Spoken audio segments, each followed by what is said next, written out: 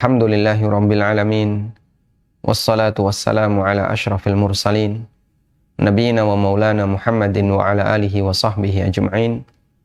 Wa ashhadu an la ilaha illallah wahdahu la syarikalah. Wa ashhadu anna Muhammadan abduhu wa rasuluh. Sallallahu alaihi wa ala alihi wa sahbihi wa sallama tasliman katsira. Thumma amma ba'd.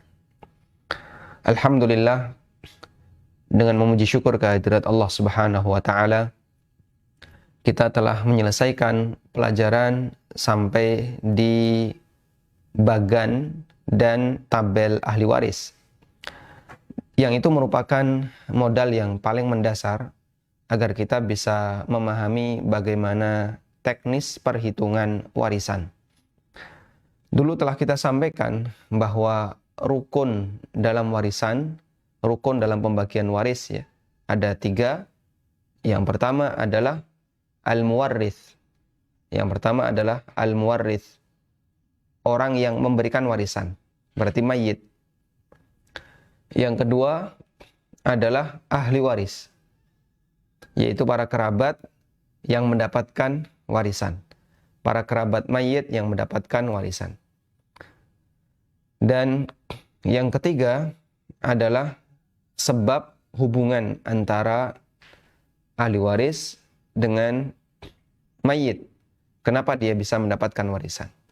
Apakah karena dia keturunannya, ataukah karena sebab pernikahan, atau yang lainnya? Tayyib. Jika kita memahami ini, maka insya Allah transak atau hubungan warisan bisa kita lakukan. Perhitungan warisan bisa kita lakukan. Dan satu lagi yang perlu kita tambahkan adalah objek warisan. Objek warisan adalah benda yang ditinggalkan oleh mayit. Anda tentukan 4 poin ini, insya Allah nanti kita akan bisa melakukan perhitungan dengan baik. Kemudian, bagaimana cara perhitungan warisan? Di bab 24 dari buku Pengantar Ilmu Waris, saya menyebutkan beberapa tahapan yang bisa kita lakukan untuk menghitung warisan. Anda bisa ikuti langkah berikut dengan tetap berpanduan kepada tabel jatah warisan. Sehingga halaman atau bab ke-23, tabel jatah warisan 15 laki-laki dan 10 perempuan, nanti akan sering kita lihat terus untuk melakukan perhitungan warisan. Tahap yang pertama adalah buat daftar semua kerabat mayit. Buat daftar semua kerabat mayit, baik yang mendapatkan warisan maupun yang tidak mendapatkan warisan. Dan Anda boleh menyebutkan itu secara tanpa memisahkan antara ahli waris dengan dzawil arham. Anda sebutkan semuanya, silahkan. Karena ketika kita membuat daftar di sini, nantinya akan kita petakan dari sekian ini mana yang termasuk ahli waris, mana yang bukan ahli waris, mana yang termahjub, mana yang tidak termahjub. Kemudian ada catatan. Istilah kerabat yang disebutkan mengacu kepada mayit. Istilah kerabat yang disebutkan, nomenklatur, penamaan kerabat yang disebutkan itu mengacu kepada mayit. Sehingga misalnya ada istilah ibu, berarti ibunya mayit, bukan ibu penanya. Misalnya si A meninggal, ahli waris yang ada adalah ibu, bapak, kemudian anak. Ibu, bapak, anak. Berarti ibu di situ adalah ibu bapak mayit, anak di situ adalah anak mayit. Jangan sampai si A meninggal, ahli warisnya adalah ibu, kakek nenek, kemudian saudara. Nah, ternyata istilah ini mengacu kepada penanya. Ibu berarti di situ adalah istrinya mayit, kakek nenek berarti orang tua mayit, saudara berarti anaknya mayit. Nah, di sini membingungkan. Dan saya pernah mendapatkan pertanyaan, yang campur. Satu istilah mengacu kepada mayit, satu istilah mengacu kepada penanya. Sehingga perlu dirunut dulu, ini yang dimaksud siapa? Dia nyebut paman, dia nyebut paman, dan paman itu ternyata adalah paman penanya. Dan dia nyebut bapak ibu, ternyata bapak ibu adalah bapak ibu mayit. Nah ini bingung ya. Bapak ibu mayit sudah betul, pamannya ternyata paman penanya, berarti paman penanya adalah saudara mayit. Baik, ini yang pertama. Jadi buat daftar semua kerabat mayit dan nomenklatur penamaan yang berlaku di situ harus mengacu kepada mayit, bukan mengacu kepada penanya. Yang kedua, coret kerabat mayit yang mahjub, yang terhalang. Atau bisa jadi sebelumnya yang perlu Anda lakukan adalah coret keluarga mayit yang bukan ahli waris, yaitu zawil arham. Sehingga dikelompokkan dulu. Dari sekian banyak kerabat mayit, lalu dikelompokkan. Mana yang zawil arham, mana yang ahli waris. Sudah? Nah yang zawil arham, mereka disisihkan. Ini tidak dapat warisan. Ahli waris ini yang dibahas. Kemudian dari sekian ahli waris itu, ada yang terhalang, mahjub, disebabkan karena ada ahli waris yang lebih dekat. Maka coret yang mahjub. Coret. Sudah? Tersisa ahli waris yang lebih dekat. Jika belum hafal daftar orang yang mahjub, maka bisa dilihat di tabel jatah warisan. Misalnya, saudara mayit dihalangi oleh keberadaan anak atau ayah. Cucu terhalangi karena ada anak lelaki.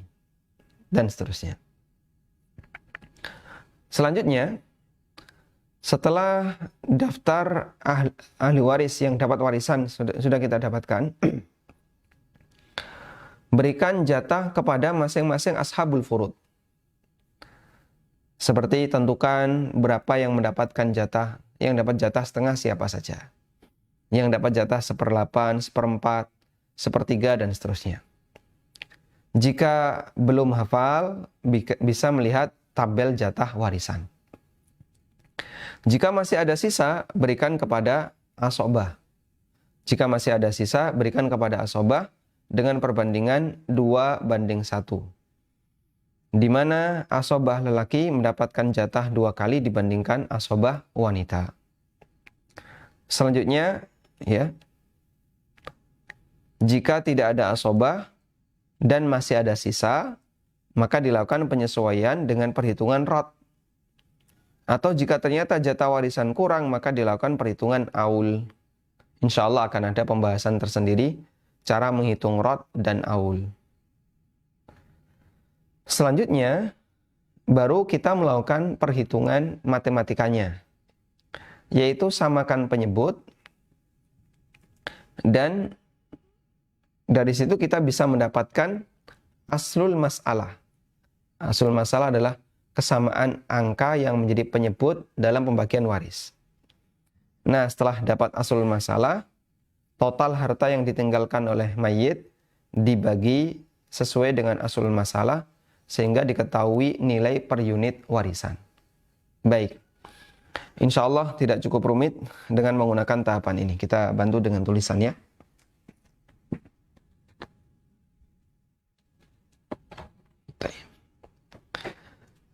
Kata kunci yang perlu kita ketahui di sini adalah mengetahui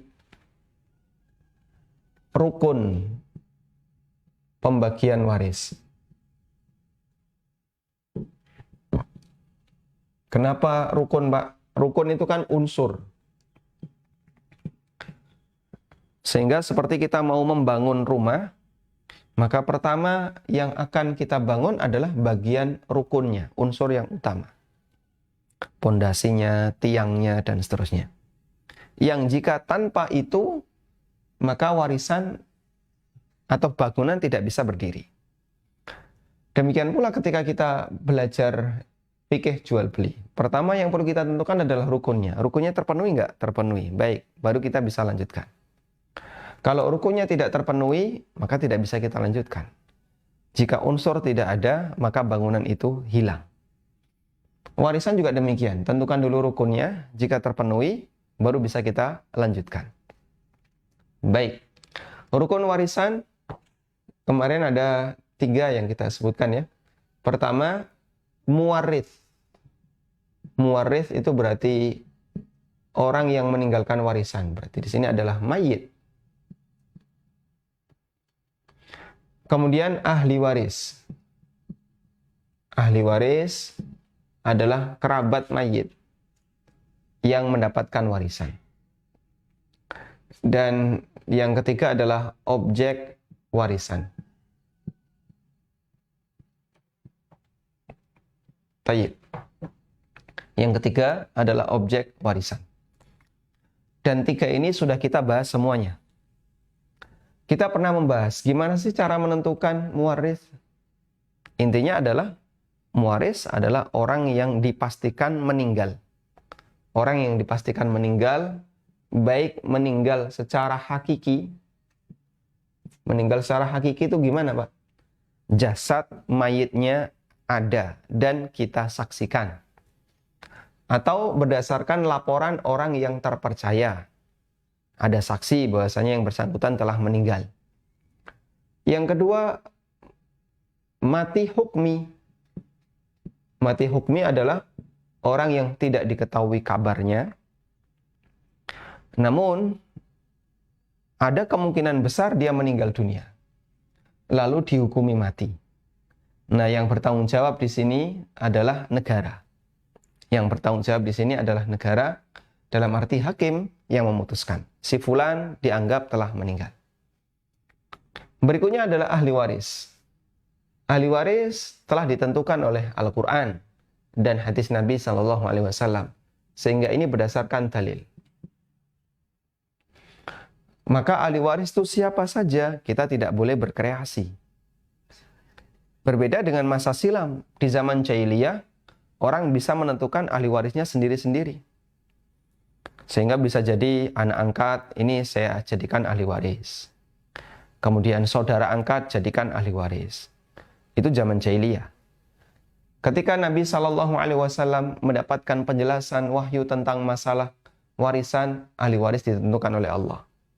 Ahli waris itu ini. Wa ulul arhami ba'duhum awla bi ba'din fi kitabillah. Ulul arham, para kerabat, mereka lebih berat dibandingkan yang lain, dan itu merupakan ketetapan Allah. Maka untuk ahli waris, kita hanya bisa mengikuti. Dan aturan yang berlaku dalam ahli waris juga ditetapkan oleh Al-Quran. Siapa yang dapat warisan, siapa yang dzawil arham. Ya. Sehingga di sini ditetapkan yang dapat warisan, ini. Kemudian jatahnya masing-masing. Ya. Termasuk juga di sini jatah ahli waris juga ditetapkan oleh Al-Quran. Sehingga untuk bagian ini ikuti saja dan kita tidak bisa berkreasi. Maka tidak boleh berlaku prinsip laki dan perempuan samain aja biar adil. Adil itu tidak sama dengan sama. Belum tentu yang namanya sama itu adil. Atau misalnya membuat kebijakan sendiri, nggak bisa. Makanya Allah nyatakan dalam Al-Quran, setelah Allah Ta'ala membagikan atau menjelaskan tentang pembagian waris, Allah menyatakan, aba'ukum wa abna'ukum la tadruna ayyuhum aqrabu lakum naf'a.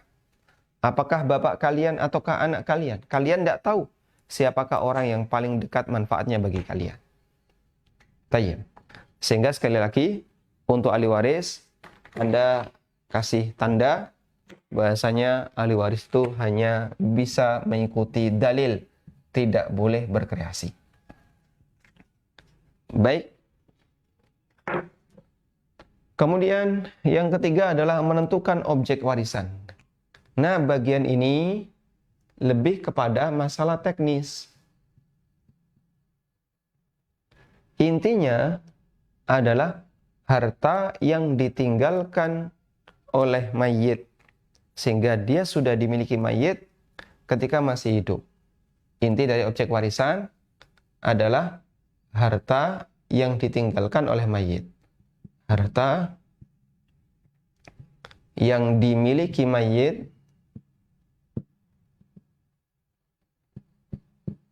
ketika masih hidup. Nah, yang dimiliki mayit ketika masih hidup itu apa saja? Ya. Yang paling tahu keluarga. Teknis untuk menentukannya dikembalikan kepada keluarga. Suami istri meninggal, nggak punya anak. Suami kerja, istri kerja. Lalu ketika suami meninggal, ini ahli warisan suami mana saja, kemudian harta istri mana saja. Nah, itu yang paling tahu adalah pelaku. Sehingga sang istri bisa menentukan, dulu kita berdua kerja.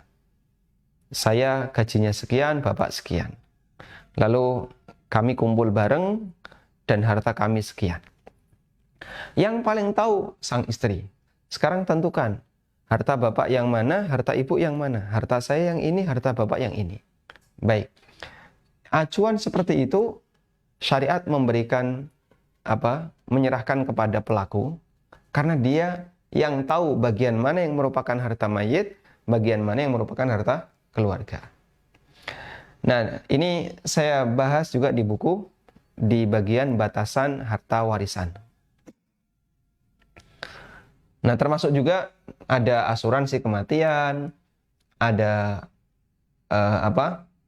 santunan dari perusahaan ketika karyawannya meninggal. Nah, itu ada batasan yang kami sebutkan di situ dan mengacu kepada keterangan para ulama kontemporer. Baik. Kalau kita sudah menentukan 3 hal ini, barulah kita bisa melakukan perhitungan warisan. Ya, jadi kita ulang, tentukan 3 hal ini ya. Yang pertama adalah muwarrid. Yang kedua, ahli warisnya siapa saja. Dan ini ikuti dalil yang ada. Plus hubungan kedekatan yang menentukan jatah ahli waris. Dan ini Anda bisa lihat di tabel yang sudah kami sediakan. Kemudian tentukan objek warisan. Nah, untuk menentukan objek warisan, ini Ustadz bisa jadi nggak ngerti. Pak Ustadz, Bapak meninggal, Ibu kerja, dulu Bapak Ibu sama-sama PNS misalnya, terus warisannya sekian. Kira-kira yang perlu dibagi waris yang mana? Nah, Ustadznya nggak ngerti. Ini harta ibu yang mana, harta bapak yang mana. Makanya keluarga yang lebih paham. Baik, ini 3 hal yang perlu ditentukan sebelum melakukan pembagian waris. Selanjutnya kita akan melakukan teknis pembagian.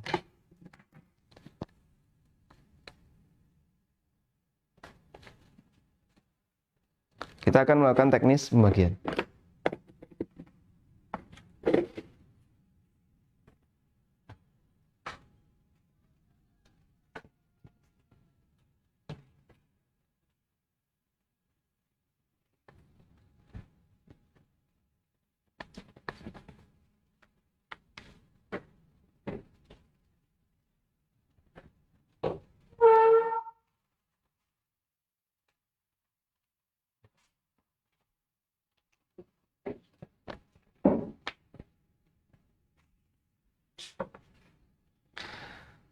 Baik, tadi kita sudah menyampaikan ada beberapa tahapan yang perlu kita lakukan jika kita mau melakukan perhitungan warisan. Cara hitung waris.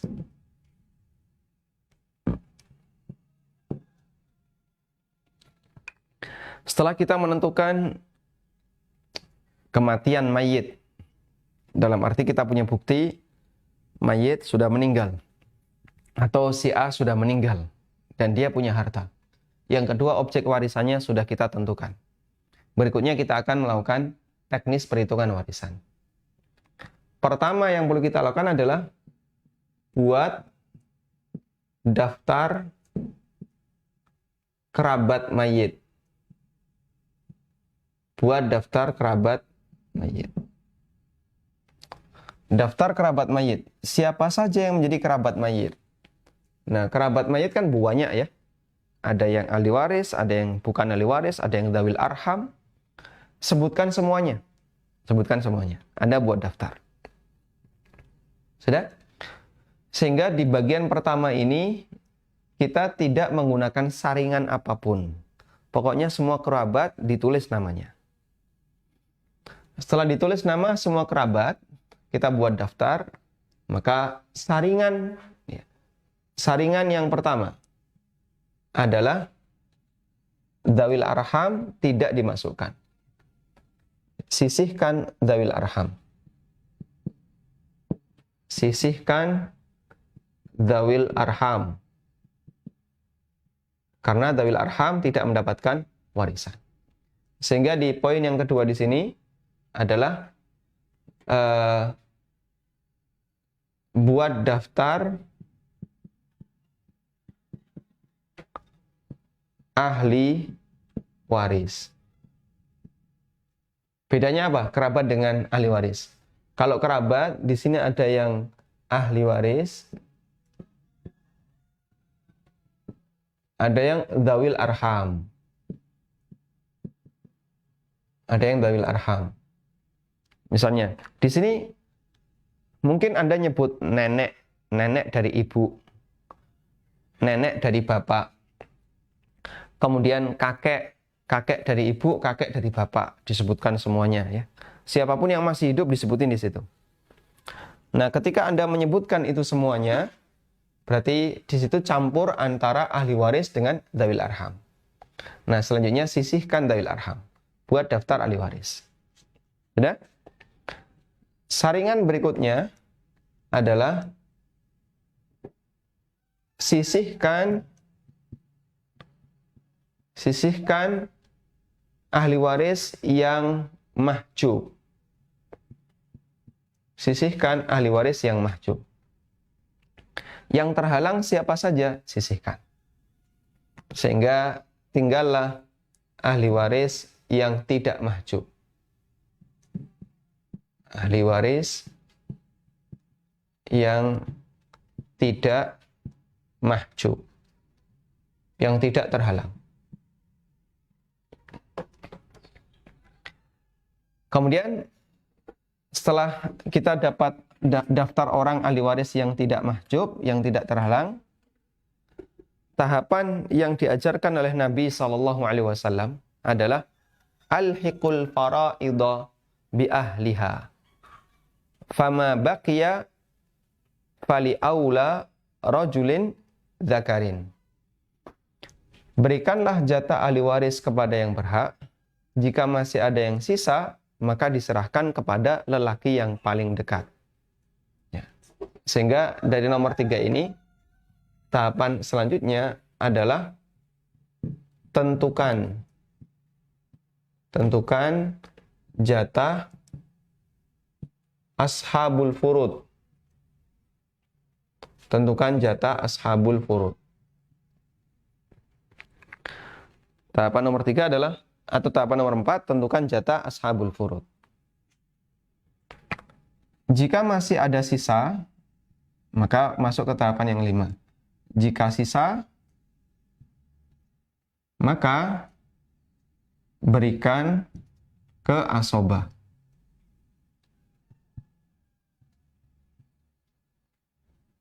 Baik. Sampai di tahapan poin 5 ini, kita belum melibatkan teori matematika. Sampai di sini, kita belum ada perhitungan. Kemudian baru di nomor 6 dan seterusnya, kita melibatkan teori matematika. Di sini kita akan cari aslul masalah.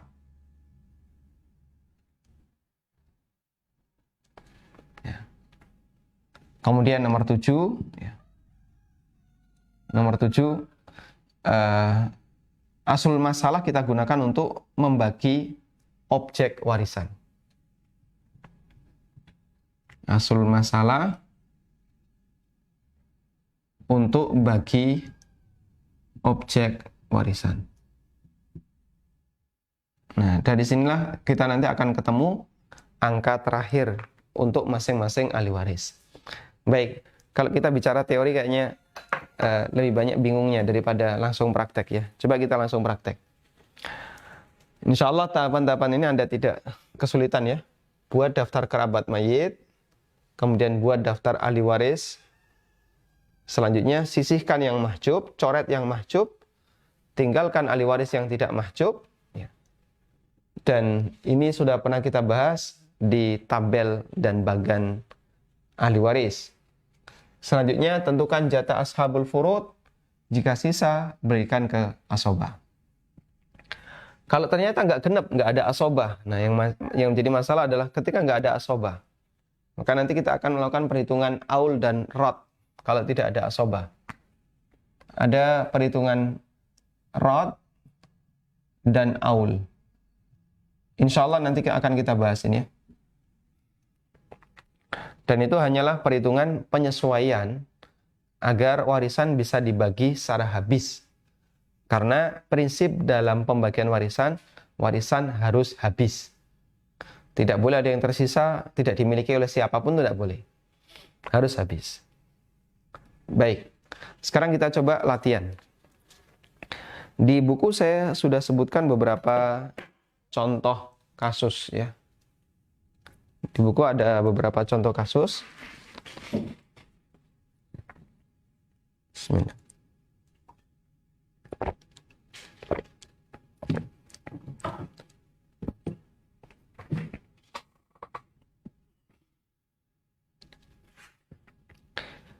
Bisa dibuka beberapa contoh kasus halaman 190.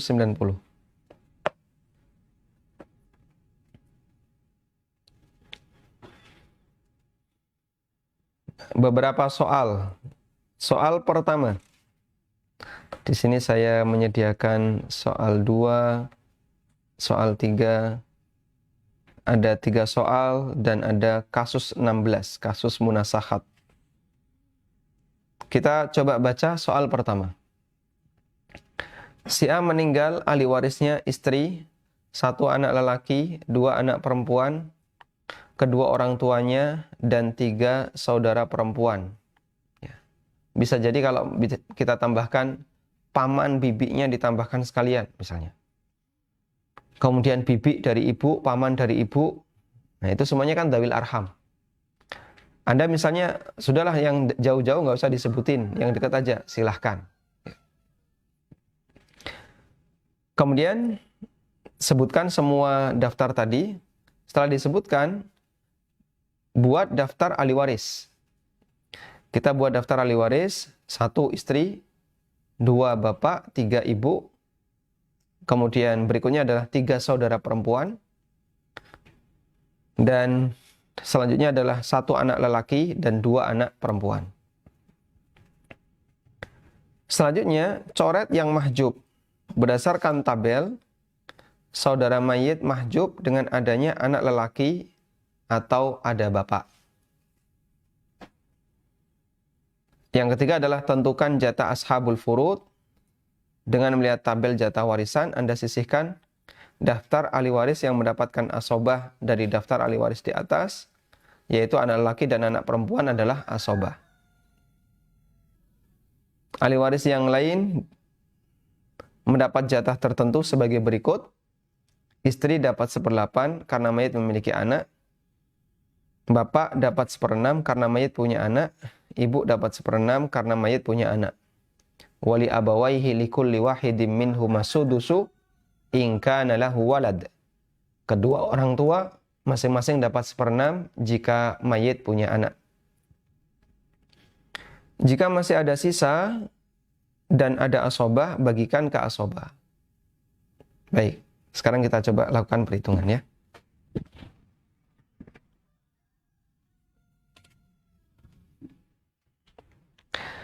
Bisa ditampilkan ulang untuk contohnya, untuk soalnya. Halaman 190. Baik. Di halaman 190, di situ kita coba baca contoh kasusnya atau soalnya adalah si A meninggal, ahli warisnya istri, 1 anak laki, 2 anak perempuan, kemudian kedua orang tua, dan 3 saudara perempuan. Berapa jatah warisan masing-masing?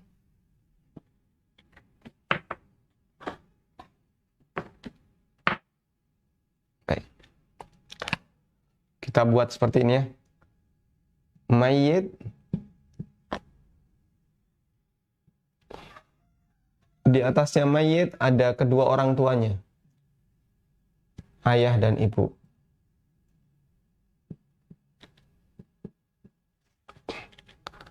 Bisa jadi penanya nanti menyebutkan paman dari ibu. Paman dari ibu dari sini ada paman. Kemudian juga paman dari ayah atau bibi dari ayah, ada bibi. Kemudian mayit punya saudara, 3 saudari, 3 saudara perempuan ya. Mayit punya anak, 1 laki-laki, 2 perempuan. 3 anak ya. 1 laki-laki, 2 perempuan. Baik. Siapa ahli warisnya? Tahapan pertama yang tadi kita sampaikan, coret dzawil arham. Coret dzawil arham. Dzawil arham di sini siapa? Dzawil arham adalah paman. Ini nggak dapat. Karena dia dzawil arham. Kenapa dzawil arham? Hubungannya dengan mayit melompati wanita.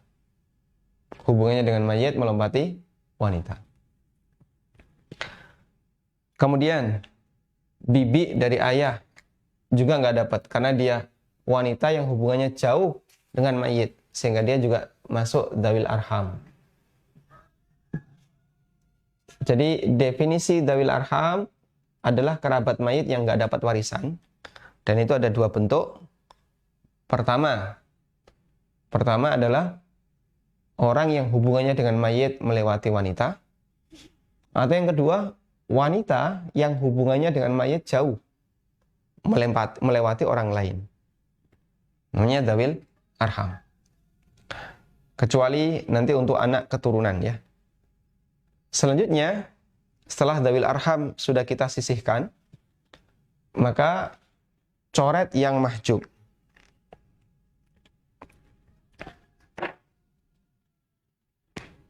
Tahapan pertama adalah coret dzawil arham.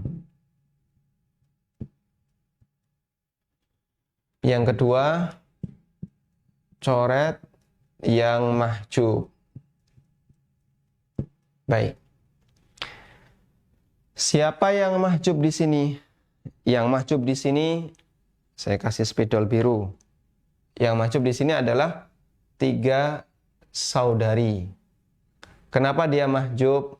Dia mahjub karena mayit punya anak dengan anak mayit, sehingga dia nggak dapat warisan. Sudah? Setelah kita coret bagian yang mahjub, berikutnya adalah tentukan jatah ashabul furud. Nah, taunya ashabul furud dari mana? Kalau ingin tahu ashabul furud, jika Anda tidak hafal, ini ada dalam Al-Quran ya. Ada dalam Al-Quran. Jika Anda tidak hafal berapa jatah masing-masing, silahkan dibuka tabel ahli waris. Baik. Di sini ashabul furud adalah ayah dan ibu kedua orang tua. Seperti yang Allah tegaskan dalam Al-Quran, wali abawaihi likulli wahidim minhumas sudusu in kana lahu walad. Masing-masing dapat 1/6. Jika mayit punya anak. Ada? Masih ada sisa nggak? Masih ada sisa. Tadi ada istri nggak ya? Ada istri ya, lupa ini.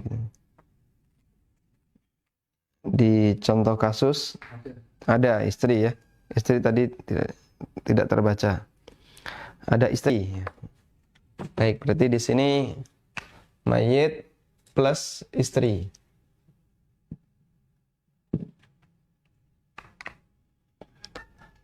Termasuk ashabul furud adalah istri. Ini dapat 1/8. Kenapa dapat 1/8? Mayit punya anak. Walahunna tsumunu mimma taraktum in kana lakum walad. Para istri mendapatkan 1/8 dari warisan lelaki jika lelaki punya anak.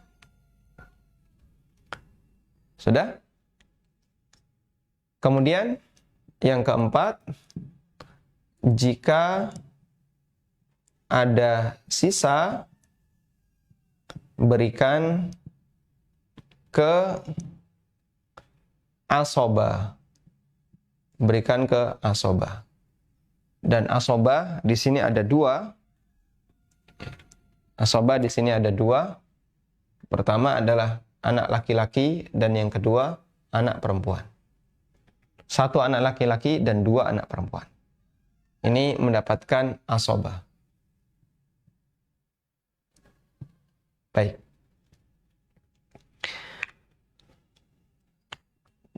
Tayyib. Sekarang berarti kita perlu ngitung sisa.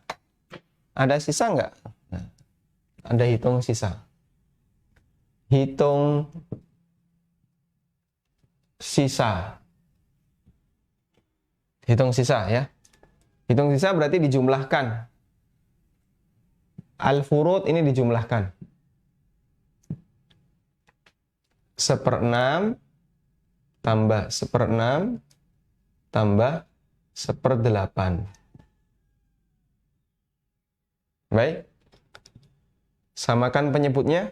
668 24. 24 bagi 6 kali 1. Berapa? 4.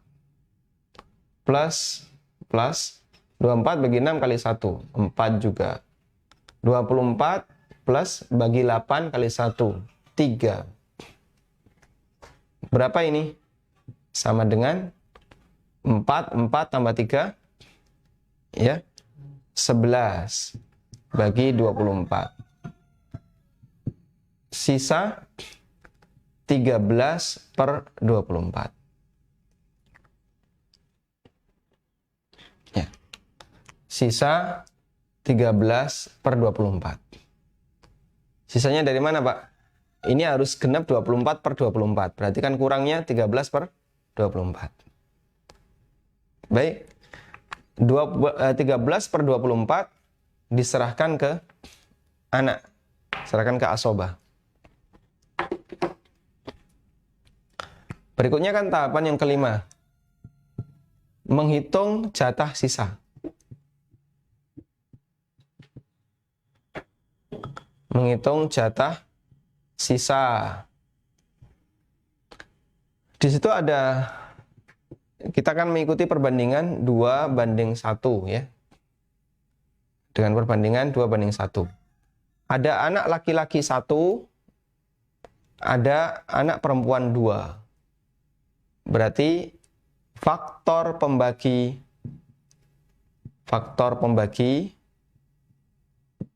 adalah 2 kali 1, 2 itu ini ya, kalikan 1 anak laki-laki, plus 1 kali 2. 1 itu jatah untuk anak perempuan, 2 jumlah anak perempuan. Sama dengan 4. Begini ya. Beberapa kali ketika saya mengisi workshop tentang warisan, peserta itu bingung, dapat angka ini dari mana? Nah, cara mendapatkan angka 4, faktor pembagi jatah sisa. Faktor pembagi jatah sisa adalah perbandingan 2/1. Ini jumlah anak lelaki dikalikan 2, jumlah anak perempuan dikalikan 1. terus ditambah, dijumlahkan. Udah? 2 kali 2, 4. Begitu ya? Nah, sekarang berarti 13 per 24. Selanjutnya adalah 13 per 24 dibagi 4. Berapa ini? 13 per 24 dibagi 4. 24 bagi 4 berapa? Ada kalkulator beras nggak di sini?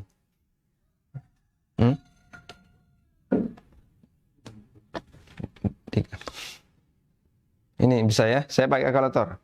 Perhitungan warisan Anda boleh menggunakan kalkulator daripada nanti repot ya. 24 kali 4, 96. 96. Berarti di sini 13 per 96. Sudah?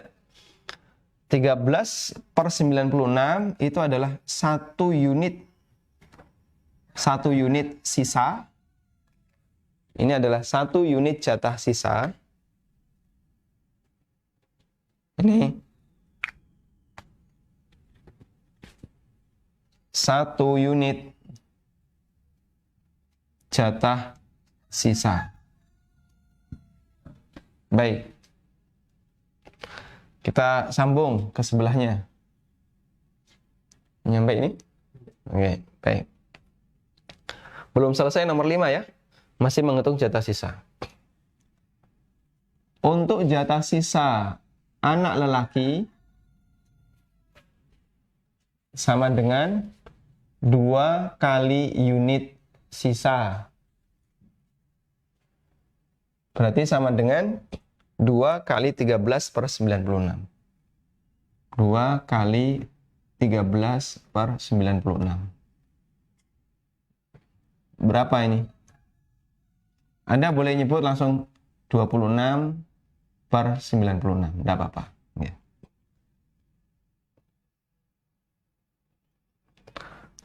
Kemudian untuk masing-masing anak perempuan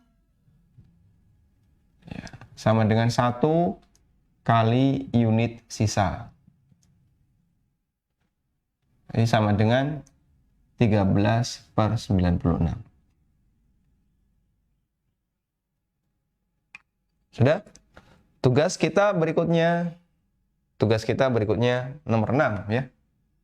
Nomor 6 adalah cari angka seragam. Angka seragam untuk faktor pembagi.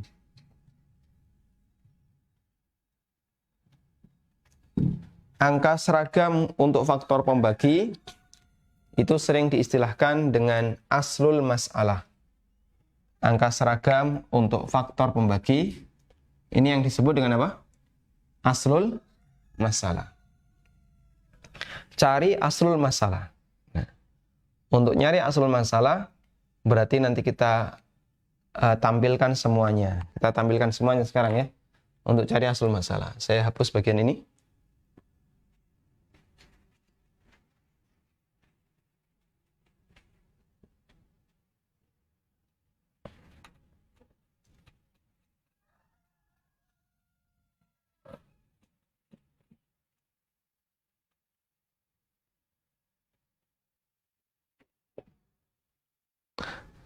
Kita tampilkan semuanya, semua ahli waris. Istri banding ayah, banding ibu, terus anak laki-laki banding anak perempuan. Sudah? Sekarang kita taruh semuanya, jatah warisannya. 1/8, 1/6, 1/6. Anak laki-laki tadi berapa? 26 per 96. 26 per 96. Nah, ini mulai gede di sini. Terus anak perempuan ada 2 ya. Ada 2. Masing-masing dapat 13/96. Berapa angka yang seragam untuk semuanya? Angka yang seragam untuk semuanya adalah 96. Coba 96 dibagi 8. Bisa, ya. 96 dibagi 6. Bisa juga, walhamdulillah. Berarti angka yang seragam di situ adalah 96. Nah, bagi 96. 96 bagi 8, 12. 96 bagi 8 kali 1, 12.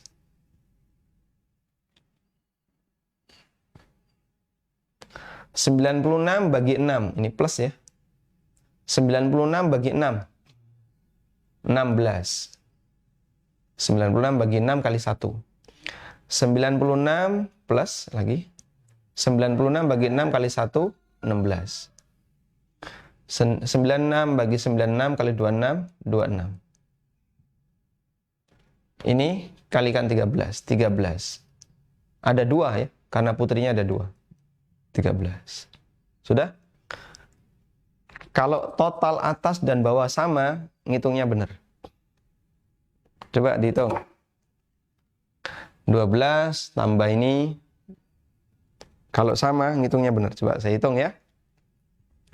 12 tambah 16 tambah 16 tambah 26. Pas, benar. Atas 96, bawah 96. Kalau sudah ketemu sama atas bawah, berarti ngitung Anda benar.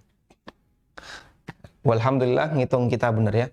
Ini 96, ini juga 96. Nah, angka ini yang saya sebut tadi ya, angka seragam untuk faktor pembagi, ini yang disebut dengan apa? Aslul mas'alah. Ini yang disebut dengan aslul mas'alah. Baik. Apa sih fungsi aslul masalah itu? Fungsi aslul masalah adalah Anda bisa menentukan total dari atau faktor pembagi untuk total warisan. Sehingga gini aja, saya bingung kayak gini. Buat persentase, siap. Kalau sudah ketemu aslul masalah, kita bisa buat persentase. Saya akan buatkan persentasenya ya.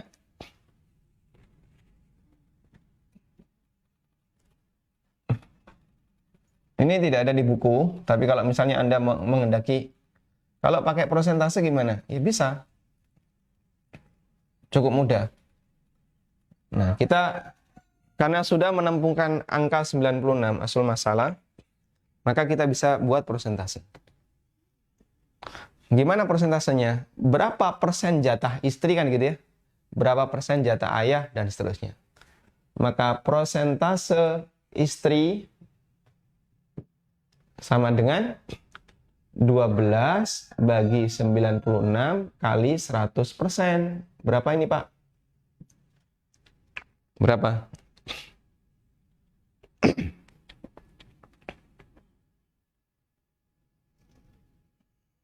Berapa? 12 bagi 96 kali 100%. 12,5%. Betul. Istri dapat 12,5%. Persentase untuk ayah, persen jatah warisan ayah, 16 bagi 96 sama kali 100%. Berapa, Kak? Berapa? 16 bagi 96 ya, kali 100, 16,67.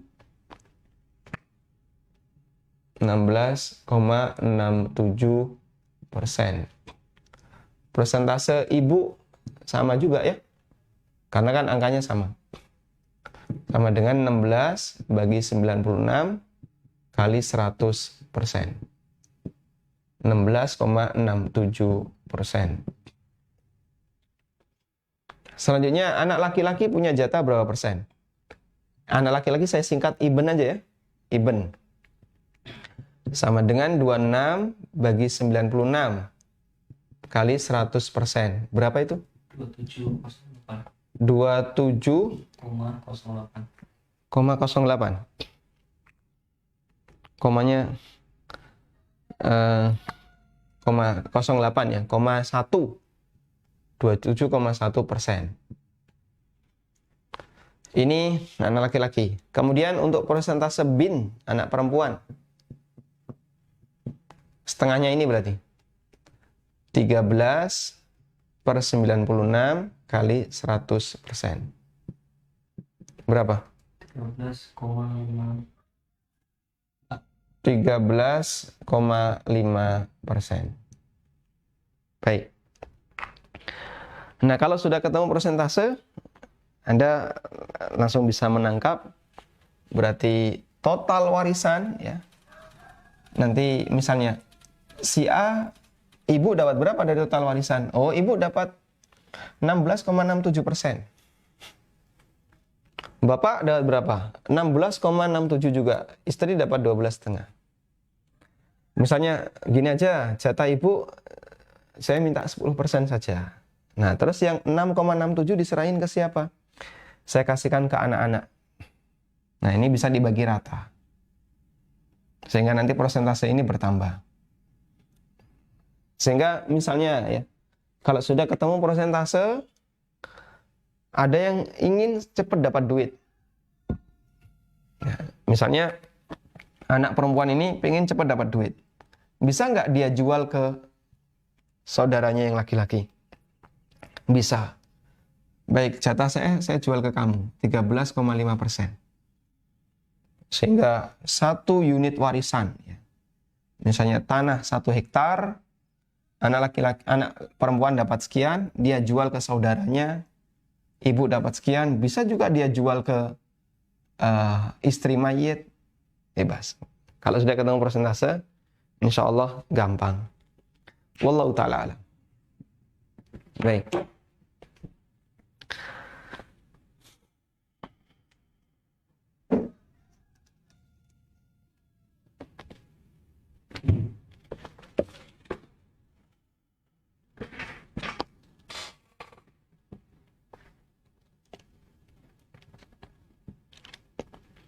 Kemudian ada juga contoh soal, dan di sini saya kasih misal ya, di halaman 192.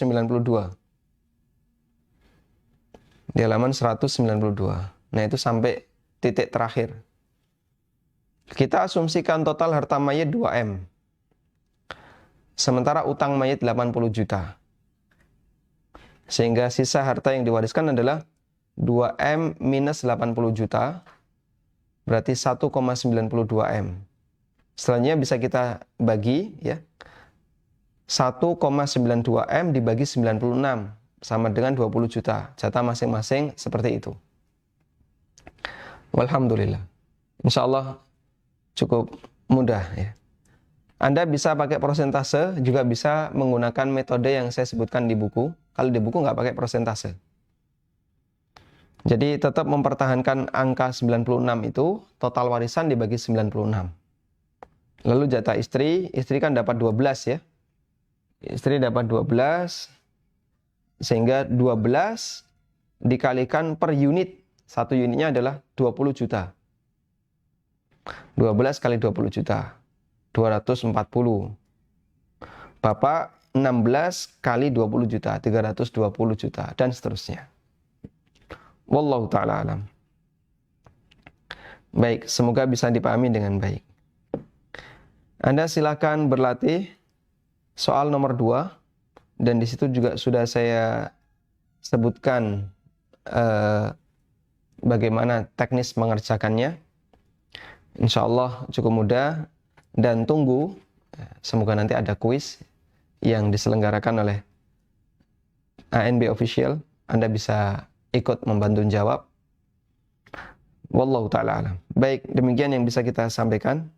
Insya Allah pada pertemuan berikutnya kita akan membahas kasus munasakhat, membagi waris yang tertunda sampai ada ahli waris lain yang meninggal dunia. Wassallallahu ala nabiyyina Muhammadin wa ala alihi wa sahbihi wa sallam. Wa akhiru da'wana anilhamdulillahi rabbil alamin. Dan selanjutnya kami persilahkan bagi Anda yang mau bergabung.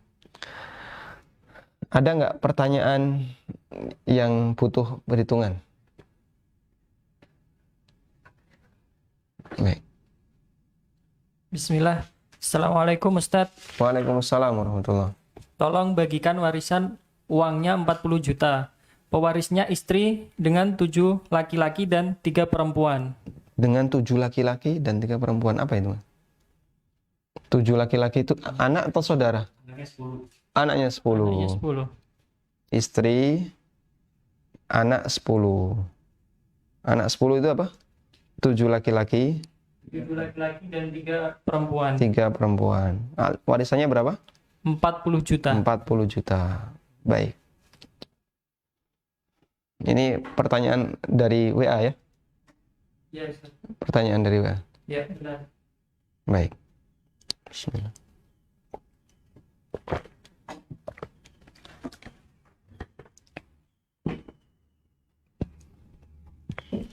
Baik, coba kita hitung. Di sini Anda sudah menentukan objek warisannya. Warisannya 40 juta. Nah, insya Allah lebih mudah kalau sudah ketemu ini ya. Kemudian ahli warisnya. Tadi disebutkan ahli warisnya adalah istri dan istri, terus 10 anak. 10 anak, 7 laki, 3 perempuan. Bisa langsung kita tentukan, di sini tidak ada yang mahjub, tidak ada dawil arham, semua dapat. Bisa kita tentukan jatah masing-masing. Jatah ashabul furud. Jatah ashabul furud. Istri satu-satunya ashabul furud, yaitu dapat 1/8. Selanjutnya kita hitung sisa. Hitung sisa, ya karena cuma 1 di sini, sisa adalah 1 minus 1/8 sama dengan 7/8. Angka 1 dari mana? Ya, total warisan itu 1 kesatuan dikurangi jatah istri 1/8. Jadinya kan tinggal 7/8. Sudah? Berikutnya kita hitung pembagian jatah sisa. Bagi jatah sisa. Yang sisanya tadi ada 7/8. Di sini mengikuti prinsip 2:1. Di mana anak laki-laki dapat 2, perempuan dapat 1. Anak laki-lakinya 7, anak perempuannya 3. Berarti 2 kali 7 plus 1 kali 3. Baik, semoga tidak bingung ya. 2 dari mana? Jatah anak laki-laki 2. 7 dari mana? Jumlah anak laki-laki. 1 jatah anak perempuan, 3 jumlah anak perempuan. Berapa ini? 14 tambah 3, 17. Sudah? Nah, kemudian tentukan unit jatah sisa. Hitung unit jatah sisa. Unit jatah sisa adalah 7/8 dibagi 17. Wah, Masya Allah. Berapa? 7/8 bagi 17. 8 bagi 17. 8 kali 17. Berapa? Kali 17. 136. 8 kali 17, 136. Berarti 7 per 136. Begini? Sudah, betul 136 ya? Nah. Ini adalah 1 unit sisa. Nah, sekarang kita coba selesaikan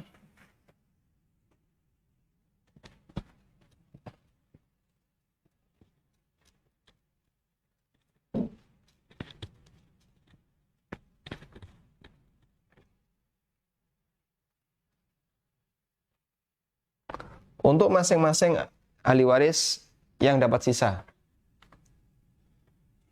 Satu ini sisa sekian. Baik. Berarti per anak laki-laki dapat 2 kali 1 unit sisa. 7 per berapa? 136. Sama dengan 14 per 136. Untuk masing-masing anak perempuan dapat 1 kali 7 per 136. Sama ya, 7 per 136. Baik, sekarang kita lakukan perbandingan. Istri banding 7 ibn, 7 anak laki-laki, banding 3 bin. Istri 1/8. 7 ibn berarti 7 kali ini. 7 kali ini. 14 per 136. 3 bin berarti 3 kali ini. 7 per 136. Temukan faktor pembagi yang seragam. 136 bisa nggak bagi 8? 136 bagi 8. Berapa? 17. Berarti di sini 136, gitu ya? 136 bagi 8 kalikan 1, 17. Udah? Tambah 7 kali 136 bagi 136 kali 14. Tambah 7 kali 14. 14. Tambah 3 kali 7. Nah, sekarang coba totalnya berapa nih? 11.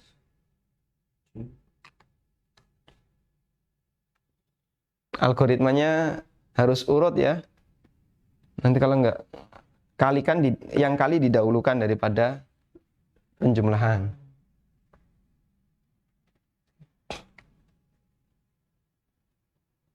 Berapa? Ya, ketemu 136 per 136. Jadi kan genep ya. Kalau enggak nanti ngitung dari ulang lagi ya, berarti salah. Harus ketemu ini 136 per 136. Udah betul? Betul ya. Alhamdulillah. Berarti ngitung kita betul. Sudah? Nah, selanjutnya total warisan berapa tadi?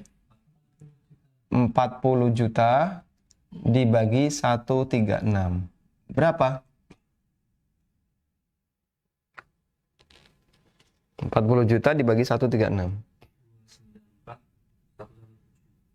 294 117.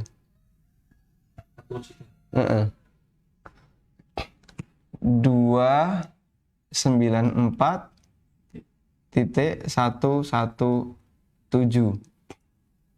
294.117. Belakangnya ada nggak? Oh gitu ya. Baik. Belakangnya koma nggak usah dihitung ya. 64. Berarti hanya sampai pada angka ratusan ribu.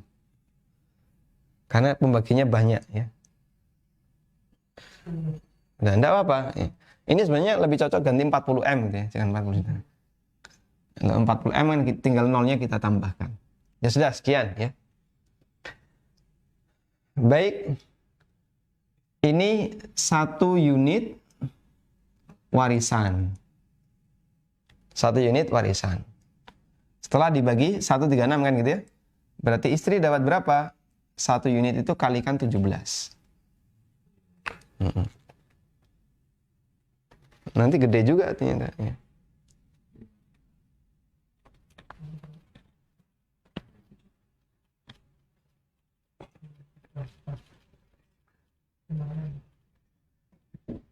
Coba kita hitung ya.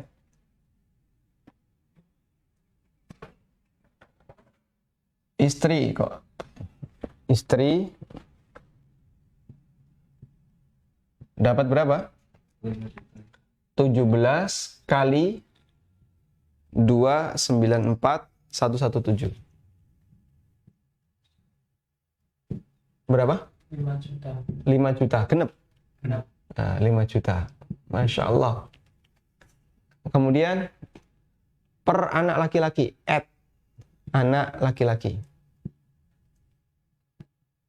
Dapat per anak laki-laki dapat 14 ini. Dapat 14 kali 294 117 berapa? 4.117.000. 4.117.000. 38. Hah? 638. 4 juta. 4.117.000 sama Ini salah ya? ya. 117. Oh, 117.000. Segini aja ya. Ya. Per anak perempuan dapat 7 ya. 7 kali 294 117 berapa? 60.000. 2 separuhnya ini sebenarnya. 2.060.000. Gini.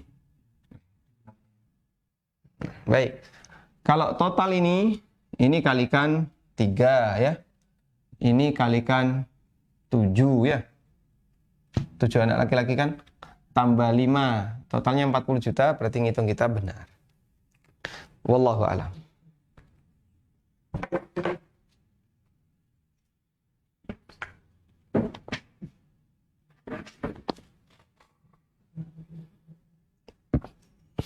Baik. Kemarin di meja redaksi juga sudah terkumpul banyak sekali pertanyaan yang masuk dan sudah bertanya tentang teknis pembagiannya. Kita coba angkat satu penelpon. Baik, silahkan. Assalamualaikum Ustaz. Waalaikumsalam warahmatullah. Silakan Bapak. Ustaz mau nanya tentang tabel pembagian warisan Ustaz di halaman 185 Ustaz. Baik. Yang untuk bagian ibu Ustaz. 185 Ustaz. tabel bagian ibu, Pak. Itu kan kalau ibu dapat seperenam Ustaz, itu kan mayit tidak memiliki keturunan Ustaz ya. Mayit memiliki keturunan, Pak. Iya, mayit memiliki keturunan Iya. di tabelnya. Cuman di halaman 65 Ustaz, kok saling bertentangan Ustaz ya. Masya Allah. Di halaman 65 butir F Ustaz. 65. Yang mana di 65 butir F itu ibu dapat seperenam bila tidak memiliki anak Ustaz. Itu yang benar yang mana Ustaz ya? Masya Allah. Baik.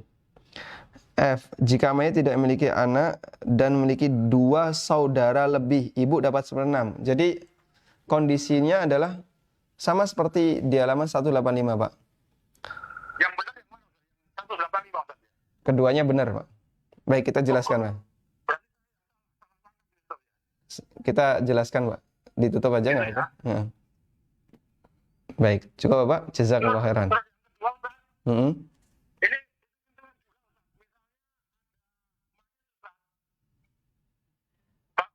hitung rupiahnya Ustaz, bagiannya aja. Misalnya mayit meninggal mempunyai 2 saudara laki-laki sama Ustaz, itu bagiannya masing-masing berapa Ustaz? Baik. Ya. Saya kira itu aja Ustaz. Nah, Jazakumullah khairan. jazakumullah khairan.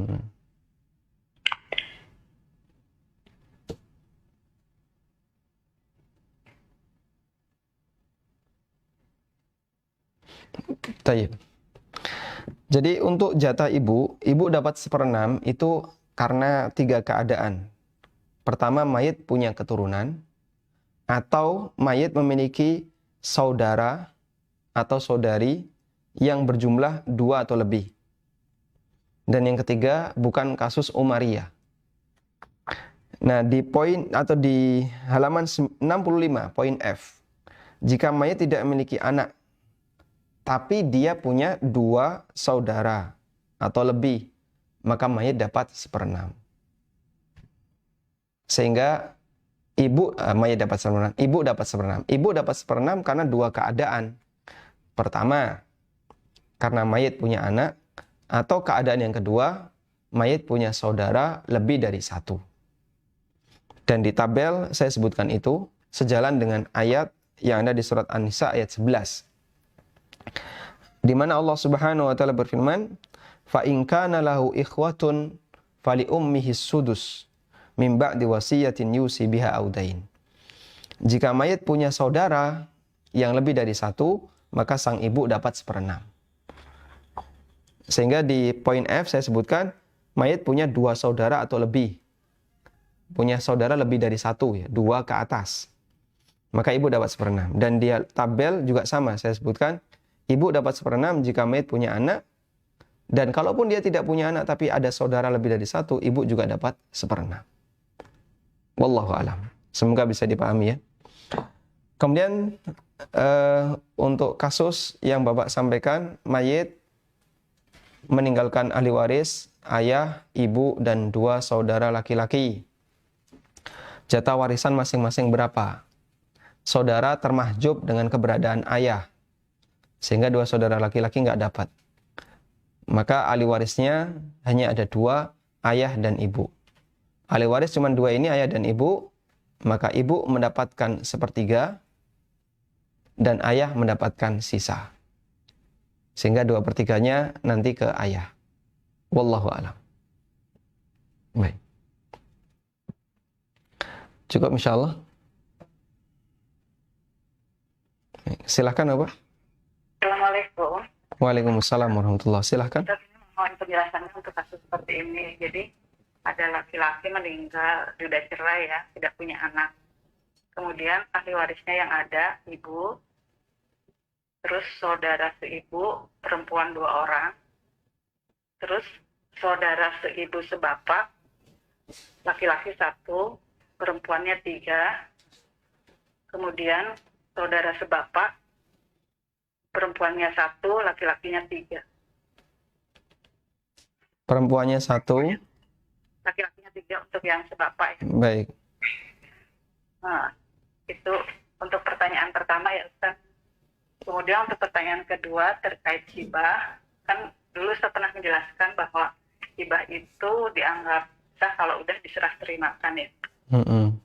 Nah itu bukti penyerah terimaan itu untuk secara syariat Islam itu seperti apa ya Ustaz? Apakah harus sudah ada suratnya atau seperti apa? Karena kalau di Indonesia itu biasanya pengurusan surat itu agak lama ya Ustaz. Baik. Syukran Ustaz, jazakallahu khair, barakallahu fiik. Wa fiikum barakallah. Saya jawab terlebih dahulu untuk pertanyaan yang kedua. Bagaimana bentuk serah terima hibah? At-taqabud bihasabihi. Kaidah yang berlaku adalah bahwa serah terima sebuah objek itu berbeda-beda antara satu objek dengan objek yang lain. Dan ukurannya adalah urf yang berlaku di masyarakat. Bagaimana pemahaman yang berlaku di masyarakat. Sehingga kalau masyarakat memahami bahwa dengan menyerahkan sertifikat, meskipun baru diproses balik nama, sudah dianggap serah terima, maka itu sudah jadi serah terima. Kembali kepada pemahaman yang berlaku di masyarakat. Karena masalah serah terima, syariat tidak menentukan batasan serah terima seperti apa. Karena itulah para ulama memberikan kaidah, baik dalam fikih jual beli maupun dalam fikih pembagian hibah, at-taqabudu bihasabihi. Yang namanya taqabud itu tergantung dari jenis barang. Kemudian kita akan coba selesaikan kasus seperti yang tadi Anda ceritakan. Ahli warisnya ada ibu. Saya tadi sudah catat ya.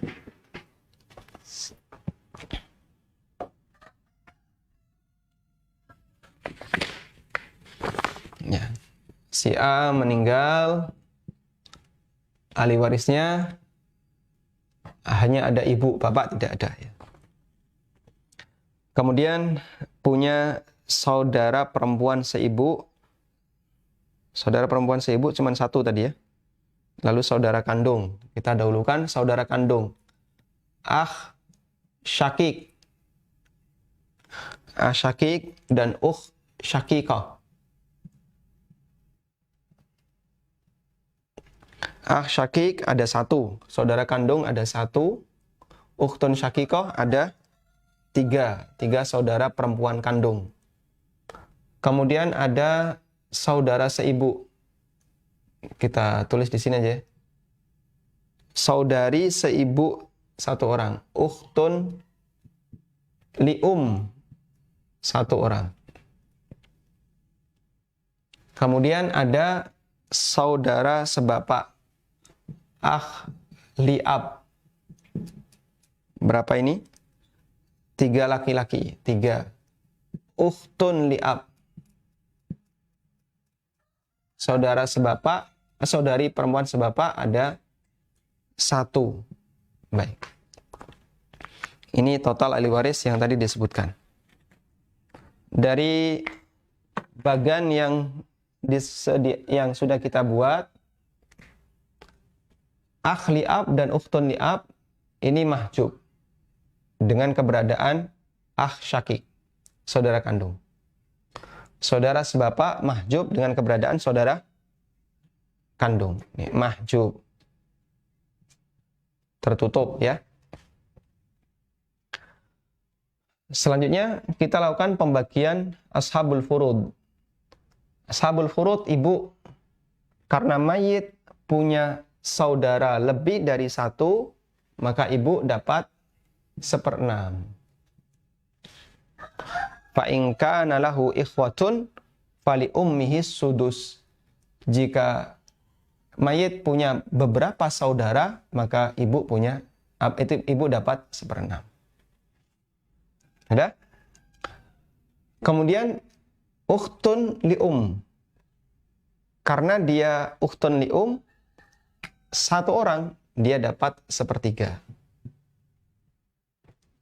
Ukhtun lium 1 orang dapat 1/3. Nah, sisanya ini. Sisa. Asobah. Dengan perbandingan 2:1. Gitu ya.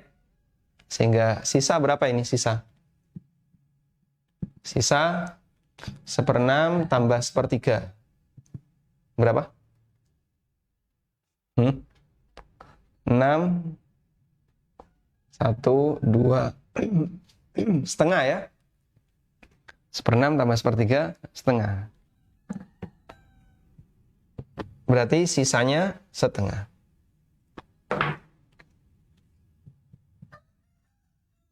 Sisa setengah. Setengah ini dibagi. Ya, dibagi 2:1. 2 kali 1 tambah 1 kali 3. 5. Ya. Berarti setengah dibagi 5.